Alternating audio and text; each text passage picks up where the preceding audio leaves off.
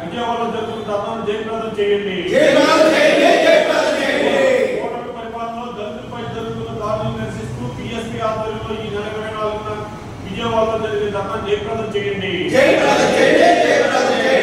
కూటమి ప్రభుత్వం వచ్చిన ఈ సంవత్సరాల కాలంలో దళితుల మీద విపరీతమైన దాడులు జరుగుతున్నాయి. అవి రోజు రోజుకి పెరిగిపోతూ ఉన్నాయి.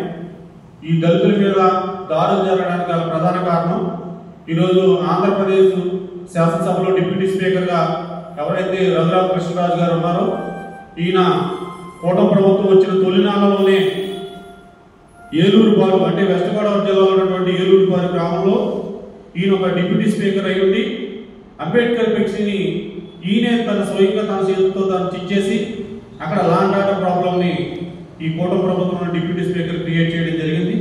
తర్వాత మరి కూటమి ప్రభుత్వంలో శాసనసభ్యులుగా ఉన్నటువంటి కాకినాడ రూరల్ శాసనసభ్యుడు మరి ఆయన కాకినాడ మెడికల్ కాలేజీలో దళిత ప్రొఫెసర్పై దగ్గరుండి దాడి చేయించి అసభ్యకరమైన బూతులు తన కార్యకర్తలతో తిట్టించడం జరిగింది. ఇటీవల కాలంలో అమలాపురంలో మరి మినిస్టర్ సుభాష్ గారి అనుచరులు మన అక్కడ ఉన్న దళిత యువకుల్ని తీవ్రంగా హింసించడం జరిగింది.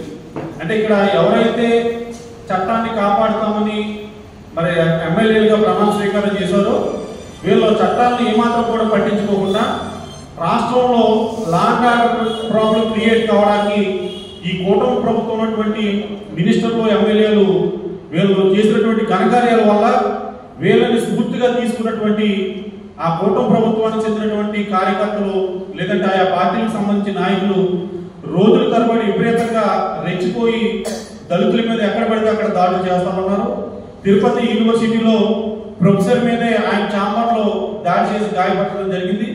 ఇటీవల కాలంలో అదే తిరుపతిలో ఒక యూనివర్సిటీ విద్యార్థిని చాలా చావుపాది ఆయనతో మోత్రం తాగించారు. అంతేకాకుండా మరి ఉండి మండలం పాములపల్లిలో అంటే మన డిప్యూటీ స్పీకర్ గారి నియోజకవర్గంలో దళితుల శ్మశాన భూముల్ని ఆక్రమించుకోవడానికి ప్రయత్నం చేసి వాళ్ళు ఎదురు తిరిగినందుకు వాళ్ళ మీద పోలీసులతో దాడి చేయించడం జరిగింది.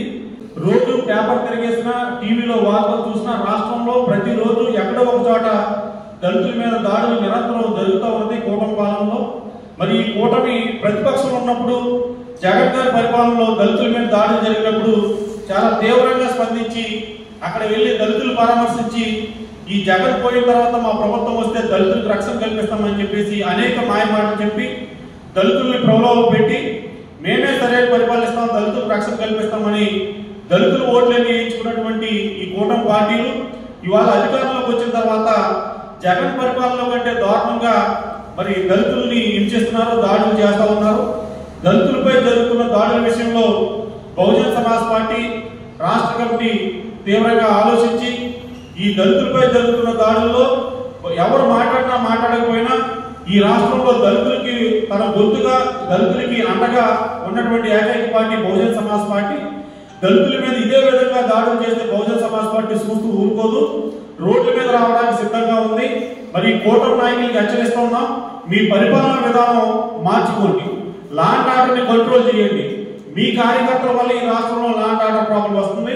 మీరు మీ కార్యకర్తల్ని మీ యొక్క ప్రజాప్రతినిధుల్ని కంట్రోల్లో పెట్టుకుని లాండ్ ఆర్డర్ సక్కదిద్ది దళితులపై దాడులు ఆపకపోతే బహుజన్ సమాజ్ పార్టీ ఎంతవరకైనా వెళ్ళడానికి సిద్ధంగా ఉంది. ఈ దాడులు నిరసిస్తూ బహుజన్ సమాజ్ పార్టీ ఆధ్వర్యంలో రాష్ట్ర వ్యాప్తంగా ఈ నెల 24వ తారీఖున అంటే పూనా ఫ్యాక్ట్ డే సందర్భంగా మరి ఈ నెల 24న విజయవాడలో మరి ధర్నా చౌక్లో భారీ ఎత్తున ఈ కూటమి ప్రభుత్వానికి వ్యతిరేకంగా దళితులకు మద్దతుగా దళితులపై జరుగుతున్న దాడులు నిరసిస్తూ భారీ ధర్నాను చేపట్టడం జరిగింది. మరి రాష్ట్రమైనటువంటి అన్ని దళిత సంఘాలని బహుజన సంఘాలన్నింటినీ కూడా ఈ ధర్నాలో పార్టిసిపేట్ చేసి ఈ కూటమి ప్రభుత్వానికి మన యొక్క శక్తిని బలాన్ని చూపించాలని కోరుతున్నాం. బహుజన సమాజ్ పార్టీ తరఫున జై భీమ్ జై ప్రభుత్వం ఏర్పడి 16 నెలలు 14 నెలలు అవుతుంది. 14 నెలలు ఉన్న తర్వాత ఏదో విజేత సభ కింద జరుపుకుంటున్నారు. కానీ ఈ ఆంధ్రప్రదేశ్లో మాత్రం ఎస్సీ ఎస్టీ బీసీ మైనారిటీలపై దాడులు ఎక్కువయ్యాయి. ఈ దాడులు చేసిన తర్వాత ఈ దాడులు సక్సెస్ అవ్వని చెప్పేసి ఈరోజు విజేత సభ చేసుకుంటారో లేదా అర్థం తెలుసుకోలేదు. కానీ రోజుకి ఏదో మూల ఏదో సందర్భంలో ఎస్ఎస్సీ బీసీల మీద దాడులు జరుగుతున్నాయి కూటమి ప్రభుత్వం తర్వాత. అది మేము ముఖ్యంగా ఈ కోస్తా జిల్లాలో ఇంతకాలం అధికారుల కోసం వెయిట్ చేస్తున్నా మాకు న్యాయం జరగలేదని, సమాన న్యాయం లేదని చెప్పేసి బాగా సమాన న్యాయం కావాలని టాటలాడుతుంది. పవన్ కళ్యాణ్ ఆధ్వర్యంలో జనసేన పార్టీ కూటమితో ఏకమై అధికారంలోకి వచ్చిన తర్వాత ఈ కోస్తా జిల్లాలో జనసేన పేరు మీద ఎస్సీ ఎస్టీ బీసీల మీద దాడులు జరుగుతున్నాయి. అంబేద్కర్ ఐడియాలజీతో మేము ముందుకు పోతా అనుకున్న పవన్ కళ్యాణ్ ఈరోజు అంబేద్కర్ పేరు చెప్తే కొట్టగానే చెప్పు ఆ జనసైనికులకు సలహా ఇస్తున్నాడేమో డౌట్ వస్తుంది. నిన్న కూడా ఏదో ఫ్లెక్స్ పెట్టారని చెప్పేసి ఉండి గ్రామంలో అక్కడ దాడులు చేయడం జరిగింది. ఆ దాడులు కూడా తీవ్రంగా ఖండిస్తున్నాం. అలాగే ఏదైతే ప్రభుత్వం మెడికల్ కాలేజీల్ని ప్రైవేటీకరణ చేయడం బహుజన సమాజ్ పార్టీ ఈ తూర్పుగోదావరి జిల్లా తీవ్రంగా ఖండిస్తుంది. ఆ నిర్ణయాన్ని వెనక్కి తీసుకోకపోతే రాష్ట్ర కమిటీతో పాటు రాష్ట్ర కమిటీ ఆధ్వర్యంలో ప్రతి జిల్లాలో డిఎంహెచ్ఓ ఆఫీసులు కానీ లేదా ఎక్కడ సరే నిరసన కార్యక్రమం చేపడితే కూడా రాష్ట్ర కమిటీ పిలుపుకి మేము తెలుసుకున్నాం. ఎట్టి పరిస్థితుల్లో ఆ నిర్ణయాన్ని వెనక్కి తీసుకోవాలని కూటమి ప్రభుత్వాన్ని తెలియజేస్తున్నాం.